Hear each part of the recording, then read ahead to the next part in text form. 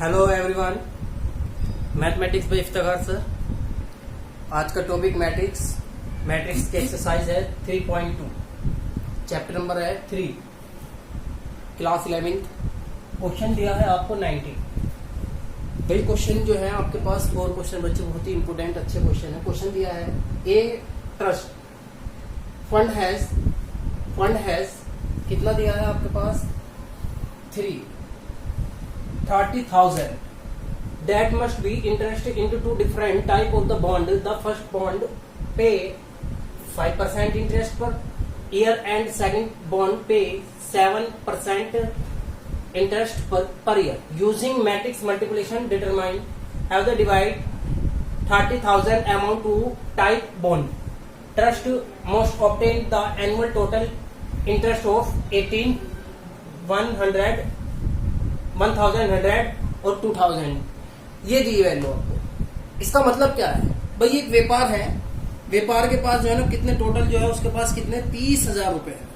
उसने उनको जो है ना 2 टाइप से जो है ना बॉन्डों को जो है निवेश किया गया है, एक पे 5%, एक पे इस पे। चलो देखते हैं, पहले करते हैं सिंपल मेथड से, मैट्रिक्स बाद में देंगे। टोटल अमाउंट कितना उसके पास, टोटल अमाउंट कितना है 30,000। मान लीजिए वो एक तो फर्स्ट है और एक कितने में डिवाइड कर रहा है, 2 डिवाइड में कर रहा है। तो इस वाले को तो कर रहे हैं 5% पे और इसको किस पे कर रहा है वो 7% पे। इनका नेम भी ले लेते हैं। इस पे को तो दे रहा है वो कितना x रुपए और इसको कितना दे रहा है y रुपीज। तो जाहिर सी बात है, आपको पता है x plus y equal to total amount कितना उसके पास 30,000 है। और तो अगर मैं यहाँ से y की वैल्यू निकाल लेता हूँ तो सिंपल सी बात है, आपके पास कितना आ गया, तो x y की वैल्यू कितनी बन जाएगी, आपके पास y की वैल्यू हो जाएगी 30,000 माइनस का x। तो वही सिंपल सा फंडा है बिल्कुल। कितना आ गया x पे, x का जो है कितना है 5% है प्लस का साइन, और y पे कितना आ गया आपका, y पे आ गया 7% है इंटू कितना 30,000 माइनस x इक्वल टू कितना 1800 के आसपास है। ये दिया है। अब आपको मैट्रिक्स में दिखाना, ये तो भाई सिंपल सा तरीका हो गया, ये तो हमें करना नहीं है, यूजिंग बाई करना है किससे, मैट्रिक्स से। अब देखिए मैट्रिक्स से क्या करते हैं भाई, x दिया है और y दी है वैल्यू, x और y वैल्यू आपको दी है। तो क्यों ना आप इसको, ये तो अमाउंट है आपके पास, तो अमाउंट जो है ना मैट्रिक्स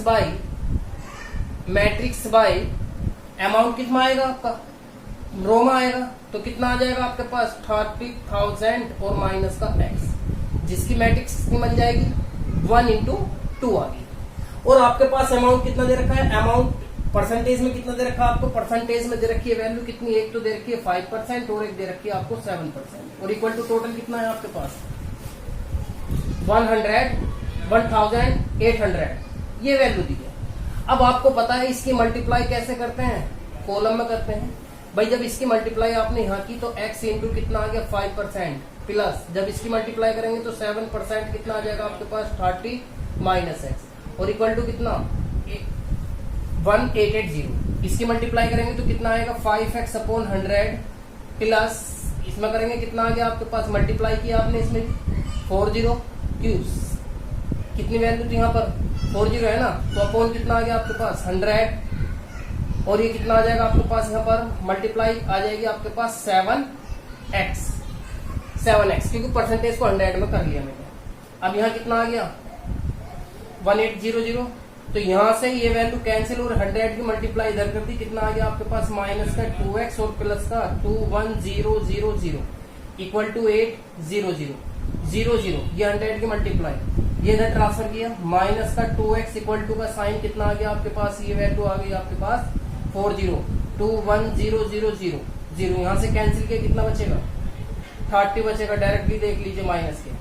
तो इससे कैंसिल, ये कैंसिल, इससे कैंसिल, कितना आ गया x इक्वल टू आ गया आपके पास 15,000। कितना हो गया 15,000। तो x की वैल्यू कितनी आ गई 15,000 आ गई। और आपको पता है जो दूसरे में बॉन्ड किया है उनमें इन्वेस्ट किया है, y इक्वल टू कितना था 30 है, तो कितना आ गया x की वैल्यू 15 है, तो y इक्वल टू भी कितना आ गया आपके पास, उसने दोनों को जो बॉन्ड में किया है 30,000 को 15,000 में बॉन्ड उसने इन्वेस्टमेंट में लगाए हैं। तो सेकंड क्वेश्चन क्या बनता है आपके पास 2000 वाला क्वेश्चन बनता है, सिंपल ही क्वेश्चन है बस। तो यहाँ पर कितना आ जाएगा 2000 आ जाएगा, कितनी वैल्यू आ जाएगी 2000। तो देखिए अगेन यहाँ कितना आ जाएगा 2000। वही काम करना है भाई। 30,000 रुपीज थे, दो पीपल में उसने क्या किया, डिवाइड किया। एक को x रुपए दिए, एक को y रुपीज दिए। एक को कितना परसेंट है इन्वेस्ट किया 5, इसमें कितना किया 7%।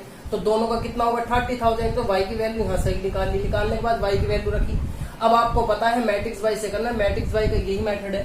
तो कितना आ गया 5 into x 5% x plus 30,000 minus x into कितना 7% इक्वल टू 2000। मल्टीप्लाई करते हैं तो 5x अपॉन कितना आ जाएगा 100। अभी किया था मैंने, 7 की करेंगे तो 40 ऐसी ला जाएगी और माइनस का कितना आ जाएगा यहाँ पर 7x और अपॉन कितना 100 इक्वल टू कितना 2000 है। अब यहाँ पर कितना बचेगा माइनस के 2x और प्लस का 0 0 0 4 0। तो यहाँ पर कितनी जीरो आ जाएगी, अब 3 तो थी और 2 जीरो और आ जाएंगी। तो अब आपको पता है 20, ये कहेंगे 21 इधर कैंसिल। तो 2x इक्वल टू कितना बचा आपके पास माइनस का 10,000, इससे कैंसिल। तो x इक्वल टू कितना आ गया आपके पास 5,000 आ जाएगा। तो यानी कि x में कितनी वैल्यू दी ये है, तो y में कितनी आ जाएगी आपके पास, y में आ जाएगी y इक्वल टू आ गया 30,000 माइनस के 5,000 कितना बचा 25,000। y को कितना इन्वेस्ट करना पड़ेगा 25,000। एक बार फिर चेक कर लेते हैं भाई 2000 तो कितना हो गया, एक ही तो बचेगा ना, तो कैंसिल किया तो ये वैल्यू आ रही है something. Come to the next question. अच्छे से क्वेश्चन समझ में आ गया होगा, बहुत ही इजी क्वेश्चन था। Next question, hello student, next question है आपके पास। क्वेश्चन दिया है the book shop of a particular school has 10 dozen chemistry books, 8 dozen physics book, 10 dozen economics books. They are selling are 80, 60, 40 each respectively. Find the total amount has book. The book will be received from selling all the book using by the matrix. भाई simple सी बात है, अगर आप इसको using by matrix से ना करो तो सिंपल हो जाएगा। वी नो दैट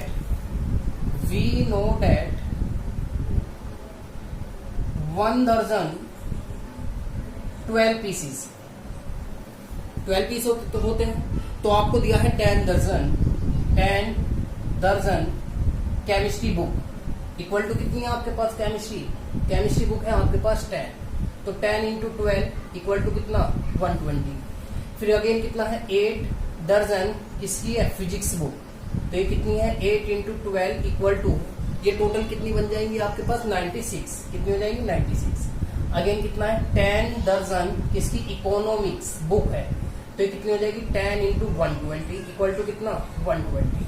अब आप ये देखिए यूजिंग बाय इसका जो प्राइस दे रखा पर पीस कितना है 80 रुपीज है, इसका प्राइस कितना है 60 पर रुपीज है और इसका प्राइस कितना है 40 पर रुपीज है। इन सबकी मल्टीप्लाई करके ऐड कर दोगे तो आंसर आ जाएगा। लेकिन आप क्या करेंगे मैट्रिक्स बाय भाई जो आपके पास क्वांटिटी है वो लिखेंगे आप यहाँ पर इसमें, और जो आपके पास कितना है 80, 60 और कितना 40। अब इसका सॉल्यूशन आपको पता है कैसे करते हैं। तो इसकी मल्टीप्लाई इधर करेंगे कितना बन गया आपके पास 120 इंटू कितना हो जाएगा 80। इसकी मल्टीप्लाई इधर करेंगे प्लस का साइन 96 इंटू 60। अगेन इसकी मल्टीप्लाई इधर करेंगे कितना आ जाएगा आपके पास ये 40। तो अब इन सबका क्या करते हैं मल्टीप्लिकेशन करते हैं। और जब आप इसका मल्टीप्लिकेशन करेंगे तो कितना आ जाएगा आपके पास, इसकी मल्टीप्लाई करेंगे तो कितना आ गया 0 0 और इसकी कितना आ गया 60। अगेन 8 और 1 कितना आ गया 9 प्लस का साइन 6 कैरी 3। फिर कितना बन जाएगा आपके पास 0। अगेन कितना आ गया कैरी कितना था 3 तो 57 प्लस का साइन, ये आ जाएगा आपके पास टोटल। अब इसको सबको ऐड कर दो और जब आप इसको टोटल को ऐड करेंगे तो कितना आ जाएगा आपके पास 1060। टोटल रुपीज वो कितना देगा इतना देगा आपके पास। तो देखिएगा भाई जो भी आपके पास जो सब्जेक्ट है ऑब्जेक्ट है वो तो सबके सब किस में आएंगे आपके रो में आएंगे, और प्राइस जो है हमेशा किस में होगा आपका कॉलम के रूप में होगा। Come to the next question. Hello student, question number 21। Question 21 दिया है assume x y z and p are the matrix of order दिया 2 into n 3 into k 2 into p 2 n into k और p into k respectively। the relations n k p so that the, ये आपको value दी है। Define करना कि इसमें से कौन सा करेक्ट आंसर है। भाई आप एक बात देखो, मैंने क्या क्या मैट्रिक्स दी है, एक्स वाई जेड और ऑर्डर दे रखे सबके, ये मैंने सबको लिख दिया। तो P y plus W y, P का जो ऑर्डर है वो क्या है, पी का ऑर्डर है के, कितना है पी एंड के। वाई का ऑर्डर कितना आपके पास 2 इंटू के प्लस का साइन। डब्ल्यू का कितना आ गया आपके पास n इंटू 3 का। वाई का ऑर्डर कितना आ गया आपके पास, ये आ गई वैल्यू आपके पास 3 इंटू के। भाई आप ये देखिए, यहां पर जो आपका ऑर्डर बनना है इन दोनों में मल्टीप्लाई हो रही है। क्या है, दो मैट्रिक्स है तो मल्टीप्लाई हो रही है। अगर आपके पास दो मैट्रिक्स है, ऑर्डर आपके पास वैल्यू दे रखी, तो आपको ध्यान से देखिएगा, इसमें p इक्वल टू 3 और ये वैल्यू क्या है k इंटू के। तो अब आपके पास जो वैल्यू बचती है यहाँ पे, और यहाँ भी क्या है आपके पास n3 है, क्यों, ये तो दोनों सिंबल ठीक आ रहे हैं बिल्कुल सेम एज इट इज। तो इसमें क्या करते हैं ऐसी कंडीशन में, तो p इंटू के, तो ये वैल्यू क्या बन जाएगी p, क्योंकि p यहाँ भी कॉमन यहाँ भी कॉमन है, यहाँ क्या है 3 कॉमन है, तो कितना आ गया p y। तो मैट्रिक्स कितने की बन गई आपके पास p इंटू के की प्लस का साइन। अब यहाँ कितना हो जाएगा डब्ल्यू वाई, तो ये मैट्रिक्स क्या बन जाएगी आपके पास, ये बन जाएगी n इंटू के। आपको एक एग्जाम्पल लेकर बताता हूँ ऑर्डर चेंज में। ऑर्डर चेंज भाई, अगर आपके पास कोई एक मैट्रिक्स है 1 2 3 और ये मैट्रिक्स क्या है आपके पास 2 3 5, तो ये तो 1 इंटू 3 की हो गई। भाई इसमें क्या रहा है, भाई ये कितनी आ गई, रो तो 3 आ गई और पंक्ति ये कितने आ गई, कॉलम 1, तो यहाँ पर क्या 1 इंटू 3 आ गई। तो आप इसे बता सकते हो ये दोनों तो सेम है, तो इसका जब आप इसका सॉल्यूशन करेंगे तो आपके पास मैट्रिक्स कितने की बनेगी, 3/3 की बनेगी ऑर्डर में। चाहे आप करके भी देख सकते हैं। तो अकॉर्डिंग टू जब ये ऐड हो रहा है, तो ऐड में भी यही सिचुएशन होती है, अगर 2 इंटू 2 और प्लस कितना मैट्रिक्स, ये भी कितनी 2 इंटू 2 है, तो क्या आ गया 2 इसके इक्वल होगा और ये भी इसके इक्वल होगा। तो आप ये बता सकते हैं कि क्या बन जाएगा आपके पास ये पी वाई। तो मैट्रिक्स किसको यूज करेगी, क्यों के इक्वल टू के आ गया और एन इक्वल टू कितना आ गया पी, तो पी इक्वल टू एन और इंटू के इक्वल टू कितना बन जाएगा 3 को रिप्रेजेंट करेगा। That is clear. इसके बाद आता है पॉइंट नंबर 1। तो ए इसमें क्या है, ए इसका क्या है करेक्ट आंसर, ए क्या है इसका correct answer. Question number last question, same question, x y z दे रखे हैं और इसकी मैट्रिक्स ऑर्डर भी दे रखा है, करेक्ट आंसर बताना है। भाई मैट्रिक्स ये आ गई, ऑर्डर भी लिख लिया मैंने। क्वेश्चन ये है आपके पास 7x माइनस 5z है, गिवन क्या है, गिवन दिया है n इक्वल टू कितना p। भाई आपके पास 7 है और इसके x की वैल्यू कितनी आ गई, x की आ गई 2 इंटू एन माइनस का साइन, 5z की वैल्यू कितनी है आपके पास 2 इंटू p। तो आप ये देखें इनकी वैल्यू p नहीं है क्या, तो x y into 2 into n minus का 5 और ये कितना आ जाएगा 5z, तो 5z 2 इंटू एन। तो आपको एक बात बताता है, अगर आपके पास 2/2 की मैट्रिक्स है, जब आप इसको ऐड करेंगे, क्या करेंगे ऐड, तब भी तो आपकी 2/2 पे ही रिप्रेजेंट होगी, या माइनस साइन करेंगे तब भी 2/2 मैट्रिक्स बनेगी। तो ये वैल्यू इसमें क्या होता है, रो इक्वल होता है किसके कॉलम के। तो आप ये देखिए कॉलम इक्वल है, तो ये भी क्या है इक्वल है, तो तब आप क्या कह देंगे, तो मैट्रिक्स भी आपकी क्या रिप्रेजेंट होगी इसमें 2 इंटू एन होगी। तो करेक्ट आंसर कौन सा है इसमें 2 इंटू बी इसका क्या है करेक्ट आंसर। तो ये आपकी एक्सरसाइज कंप्लीट हो गई है। तो नेक्स्ट एक्सरसाइज देखते हैं, या अभी तो पहले तो टॉपिक आएगा नेक्स्ट एक्सरसाइज के लिए 3.3 के लिए, चलिए देखते हैं।